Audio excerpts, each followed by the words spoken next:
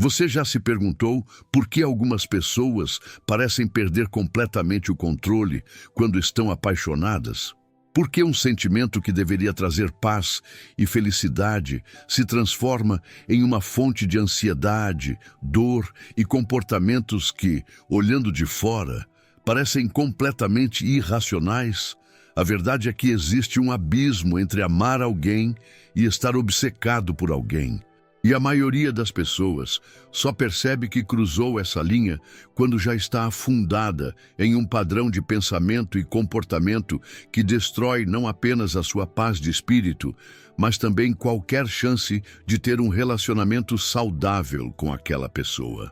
A obsessão não é uma forma mais forte de amor, é a sua sombra distorcida. É um estado mental alimentado pela ansiedade, pela baixa autoestima e por um medo profundo de abandono. E ela se manifesta através de ações muito específicas, padrões que se repetem de pessoa para pessoa, quase como um roteiro. Hoje, nós vamos mergulhar fundo nesses padrões. Vamos expor as 7 coisas que as pessoas fazem quando a paixão vira uma perigosa obsessão. Identificar esses sinais é o primeiro passo e talvez o mais crucial para retomar o controle da sua própria vida e buscar relacionamentos que te tragam plenitude e não um vazio ainda maior. O primeiro e talvez mais revelador sinal de que o interesse se tornou uma obsessão é a vigilância incessante, o que hoje chamamos de stalking digital e, por vezes, físico. Pense nisso. O amor saudável é baseado em confiança e segurança.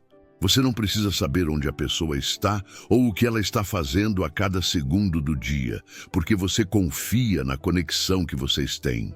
A obsessão, por outro lado, é movida pela ansiedade e pela incerteza. A mente obcecada odeia o vácuo de informação. Ela precisa preencher cada espaço em branco e, na ausência de fatos, ela cria as piores histórias possíveis. É por isso que a pessoa obcecada se torna um detetive incansável. As redes sociais viram o seu campo de investigação primário. Não é só dar uma olhadinha no perfil de vez em quando. É uma checagem compulsiva, dezenas, talvez centenas de vezes ao dia. Cada nova foto é analisada como uma cena de crime. Quem curtiu? Quem comentou? Por que aquela pessoa específica comentou com um emoji de coração? A mente começa a criar conexões que não existem. A foto do perfil foi trocada. O status de relacionamento desapareceu. O que isso significa? A pessoa passa a monitorar o visto por último ou o status online em aplicativos de mensagem como um controlador de tráfego aéreo monitora um avião em pane. Se a pessoa está online, mas não está falando com você, a ansiedade dispara. A cabeça começa a fabricar cenários. Com quem ela está falando? Por que não me respondeu ainda? Será que está me ignorando? Isso evolui. Quando a vigilância online não é suficiente para acalmar a ansiedade, ela pode transbordar para o mundo físico. A pessoa começa a, coincidentemente, passar de carro na frente da casa ou do trabalho do outro. Ela aparece na academia no mesmo horário, no supermercado que sabe que o outro frequenta, tudo na esperança de um encontro casual, que na verdade foi meticulosamente planejado.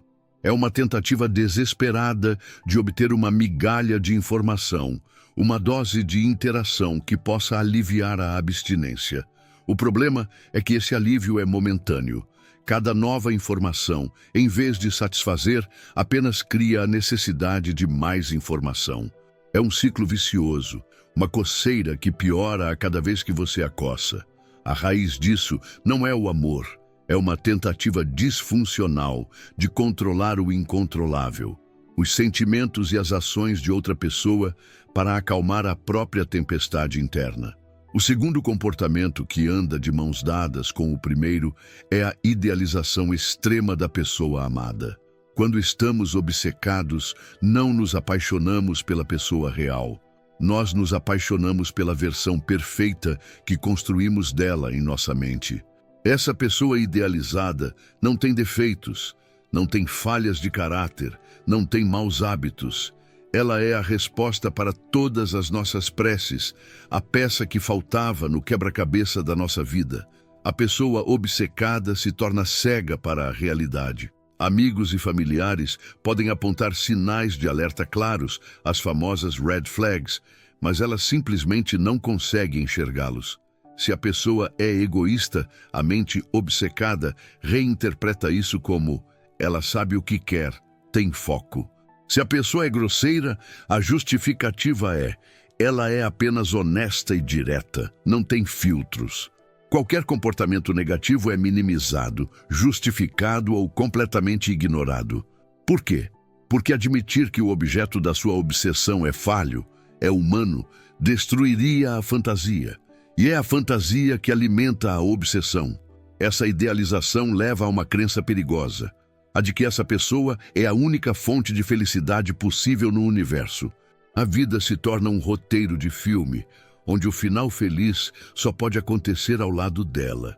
Qualquer outra possibilidade é vista como um prêmio de consolação, uma vida de segunda classe. Essa fantasia é tão poderosa que a pessoa começa a viver mais no futuro imaginário do que no presente real.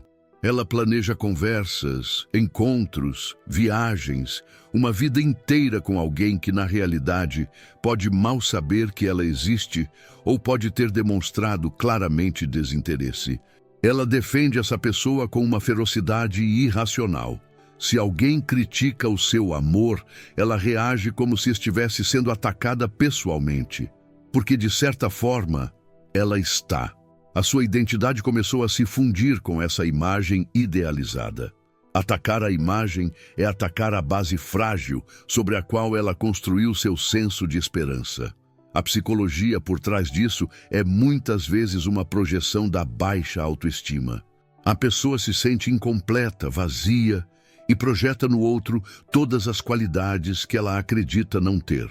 O outro se torna um salvador, um semideus, não porque ele seja tudo isso, mas porque a pessoa obcecada precisa desesperadamente que ele seja. Quando a mente está 100% focada em vigiar e idealizar outra pessoa, algo inevitavelmente precisa ser sacrificado, e esse algo é a própria vida. O terceiro sinal de obsessão é a negligência progressiva de tudo o que antes definia quem você era. Pense na sua vida como uma mesa com várias pernas: carreira, amigos, família, hobbies, saúde, espiritualidade. Uma mesa saudável tem o peso distribuído. No estado de obsessão, é como se você pegasse todas as outras pernas e as jogasse fora, tentando equilibrar a mesa inteira em uma única perna instável. A pessoa amada. Isso acontece de forma sutil no início. Você recusa um convite para sair com os amigos porque vai que ele me liga. Você para de ir àquele curso que tanto gostava porque o horário coincide com o horário que você sabe que a pessoa costuma estar online. Aos poucos, os seus interesses, as suas paixões, as coisas que iluminavam o seu dia, começam a parecer cinzentas e sem importância em comparação com a possibilidade de ter um minuto de atenção daquela pessoa. O desempenho no trabalho ou nos estudos começa a cair. Como você pode se concentrar em uma planilha ou em um livro quando sua mente está ocupada 24 horas por dia, 7 dias por semana, decifrando o significado de um emoji ou repassando a última conversa que tiveram? A sua energia mental, que é um recurso finito, está sendo completamente drenada por esse buraco negro emocional. Seus relacionamentos com amigos e familiares se deterioram. Eles tentam conversar com você, mas percebem que você está ausente, com o olhar perdido, checando o celular a cada 30 segundos. Ou pior, toda e qualquer conversa que eles tentam ter, você consegue desviar para falar. Adivinhe de quem? Da pessoa pela qual você está obcecado. O seu mundo encolhe. Antes você era uma pessoa com múltiplos interesses, múltiplos círculos sociais.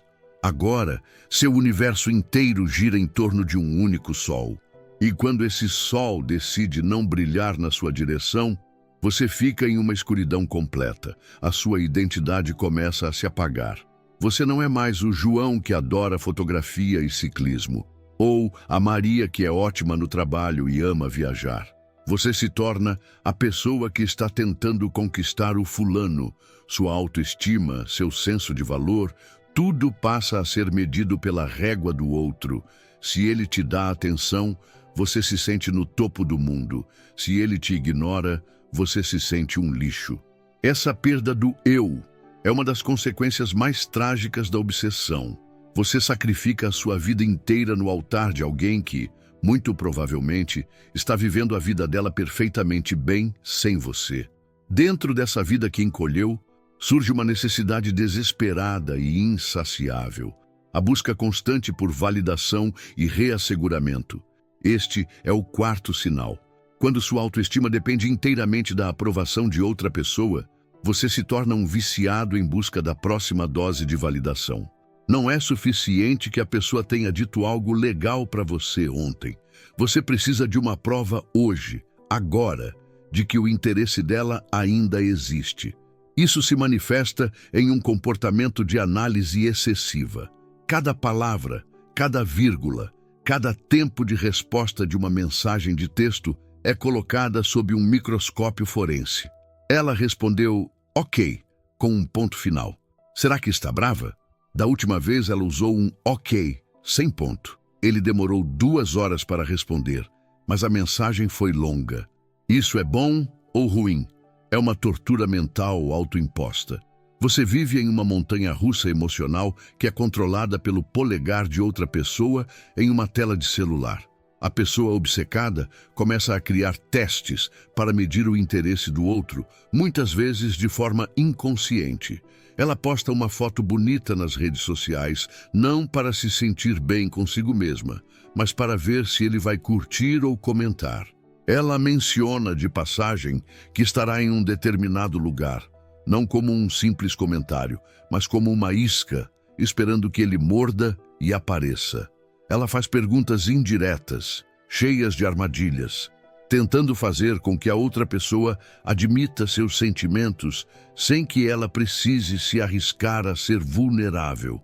A necessidade de ouvir "eu gosto de você", "sinto sua falta", "você é importante para mim", torna-se compulsiva, mas mesmo quando ouve, o alívio dura pouco. A insegurança interna é um poço sem fundo. A validação externa é como tentar encher esse poço com um conta-gotas. A raiz psicológica disso é uma profunda crença de que você não é digno de amor por quem você é. Você sente que o amor é algo que precisa ser constantemente conquistado, provado e verificado. Você não confia que alguém possa gostar de você de forma estável e genuína. Então você busca incessantemente por provas, por reasseguramento, transformando o que poderia ser um flerte leve ou o início de um relacionamento em um interrogatório emocional exaustivo. Para a outra pessoa, isso é sufocante. Para você, é uma existência de ansiedade perpétua, onde sua paz depende de fatores completamente fora do seu controle. E quando a busca por validação não funciona, e a ansiedade atinge níveis críticos, a obsessão pode levar ao quinto comportamento, o desrespeito por limites e pelo espaço pessoal. Uma pessoa emocionalmente saudável entende e respeita a palavra não. Ela entende que a outra pessoa tem uma vida própria, pensamentos próprios e o direito de não querer interagir o tempo todo. A mente obcecada, no entanto, vê os limites não como uma parte saudável da individualidade, mas como um obstáculo a ser superado. Isso começa com o desrespeito aos limites de comunicação. Você manda uma mensagem, depois outra, depois uma terceira, sem receber resposta. Em vez de pensar, ok, a pessoa deve estar ocupada, a mente obcecada entra em pânico e pensa, preciso fazer algo para que ela me responda. As mensagens se transformam em ligações. Se a ligação não é atendida, a ansiedade escala. É uma incapacidade de tolerar o silêncio, de aceitar que a atenção do outro não está à sua disposição 24/7. Isso pode evoluir para o desrespeito aos limites físicos. É a pessoa que aparece na casa ou no trabalho do outro sem ser convidada, esperando uma recepção calorosa e se sentindo profundamente rejeitada quando encontra surpresa ou desconforto. É uma violação do santuário pessoal do outro. A justificativa interna é sempre: mas eu só queria fazer uma surpresa, eu só queria mostrar o quanto me importo. Mas a verdade é que não se trata do outro. Se trata de acalmar a própria ansiedade, de forçar uma interação a qualquer custo. O desrespeito também se manifesta na forma de perguntas invasivas. A pessoa obcecada sente que tem o direito de saber tudo. Com quem você estava falando? Para onde você foi ontem à noite? Por que você ainda é amigo do seu ex? Ela tenta controlar com quem a pessoa se relaciona, os lugares que frequenta. O ciúme se torna patológico, baseado em suposições e fantasias paranoicas, não em fatos. A psicologia por trás disso é uma perigosa sensação de posse. A pessoa obcecada não vê o outro como um indivíduo separado, com direito à sua própria vida e privacidade. Ela o vê como uma extensão de si mesma, ou pior, como um objeto que ela precisa possuir para se sentir segura. Qualquer ato de independência do outro é percebido como uma ameaça direta a essa posse e, consequentemente, ao seu senso de segurança.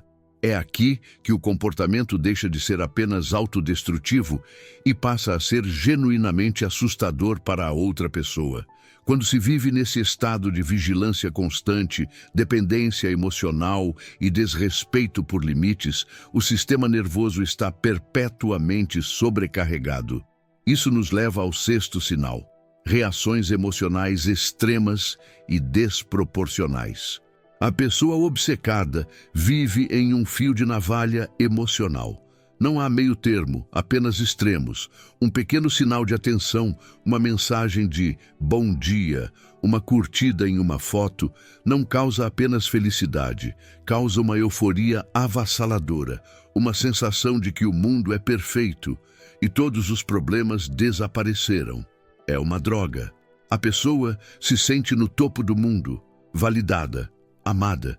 O problema é que esse pico é artificial e insustentável. Porque, na mesma medida, um pequeno sinal de indiferença causa uma queda vertiginosa para o desespero. Uma resposta que demora um pouco mais, um convite que não foi feito, ver a pessoa se divertindo com outros amigos, tudo isso é interpretado não como um evento normal da vida, mas como uma catástrofe pessoal. É uma prova cabal da rejeição, do abandono. A dor é real, física, mas completamente desproporcional ao gatilho. Um amigo que presencia isso de fora fica confuso. Por que você está tão mal? Ele só não respondeu sua mensagem ainda. Mas para a pessoa obcecada, aquilo significa: eu não sou importante, eu não sou digno de amor, estou sendo abandonado. As explosões de ciúme são outro exemplo clássico. Elas não são baseadas em evidências concretas de traição. São baseadas em interpretações paranoicas de eventos inócuos. Um colega de trabalho comentou na foto: a mente obcecada já cria uma história completa de um caso amoroso. Essas mudanças de humor são tão rápidas e intensas que a pessoa se sente como uma folha ao vento, completamente à mercê das ações ou da falta de ações do outro. Sua felicidade, sua tristeza, sua raiva, sua paz, nada mais vem de dentro. Tudo é um reflexo do que a outra pessoa faz ou deixa de fazer. Isso acontece porque a dependência emocional é tão profunda que o cérebro começa a tratar a relação, ou a falta dela, como uma questão de sobrevivência. A atenção do outro é como oxigênio, e a falta dela é como sufocamento. Nesse estado de alerta constante, a capacidade de regular as próprias emoções, de pensar racionalmente, simplesmente desaparece. Finalmente, chegamos ao sétimo e talvez mais doloroso sinal de todos: a incapacidade de aceitar o fim ou a rejeição. Para uma pessoa com um apego saudável, o fim de um relacionamento, embora doloroso, é compreendido como parte da vida. Para a mente obcecada, a rejeição não é uma opção. É uma aniquilação do eu. É a confirmação de todos os seus piores medos sobre si mesma. Quando a outra pessoa diz claramente, não estou interessado ou acabou, a pessoa obcecada simplesmente não consegue processar essa informação. A negação se torna um poderoso mecanismo de defesa. Ela começa a criar justificativas e cenários alternativos para se proteger da dor. Ele, não quis dizer isso de verdade. Ele, só está com medo dos próprios sentimentos, com medo de se entregar. Ou ela está passando por uma fase difícil, preciso dar espaço, mas sei que no fundo ela me ama. Essa esperança fabricada é o que a mantém presa ao ciclo. Esse comportamento se traduz em uma persistência que ignora completamente os desejos do outro. A pessoa continua a mandar mensagens, a ligar, a tentar encontros casuais, mesmo após um pedido claro e direto para se afastar. Ela acredita que, com esforço suficiente, com a demonstração de amor perfeita, ela conseguirá fazer a outra pessoa mudar de ideia. É a mentalidade do herói de comédia romântica levada a um extremo tóxico. Na vida real, isso não é romântico, é assédio. É a negação completa da autonomia e do direito de escolha do outro. Nos casos mais extremos, essa incapacidade de aceitar o fim pode levar a formas de manipulação emocional. Ameaças de automutilação ou de expor segredos são táticas desesperadas para evitar o sentimento de abandono a qualquer custo. A lógica distorcida é: se eu não posso tê-lo, por amor, eu o terei por culpa ou por medo. Aceitar o fim significaria ter que encarar o vazio que a obsessão estava mascarando.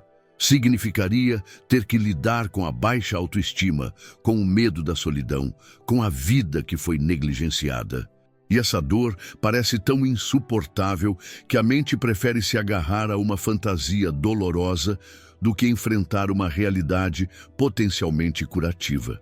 Analisar esses 7 comportamentos, a vigilância constante, a idealização extrema, a negligência da própria vida, a busca incessante por validação, o desrespeito por limites, as reações emocionais desproporcionais e a incapacidade de aceitar a rejeição, nos mostra um quadro claro. Isso não é amor em sua forma mais intensa. É um padrão de dependência emocional, uma estratégia disfuncional para lidar com dores e vazios internos que nada têm a ver com a outra pessoa. Reconhecer esses sinais em si mesmo ou em alguém próximo é o primeiro passo, o mais corajoso, para quebrar o ciclo. O caminho para a cura começa com a aceitação de que o problema existe e é prejudicial. Envolve um passo fundamental, muitas vezes doloroso, de distanciamento, o famoso contato zero, que é necessário para desintoxicar o sistema nervoso dessa necessidade constante de validação. É um convite para redirecionar toda essa energia massiva que estava sendo gasta em outra pessoa de volta para si mesmo. É a chance de se reconectar com quem você era antes da obsessão, de redescobrir seus hobbies, fortalecer suas amizades e, acima de tudo, buscar ajuda profissional para entender as raízes profundas dessa dor. É possível transformar esse padrão destrutivo em um catalisador para um profundo autoconhecimento e, finalmente, abrir espaço para um amor que seja sinônimo de paz, parceria e liberdade, e não de ansiedade, controle e aprisionamento.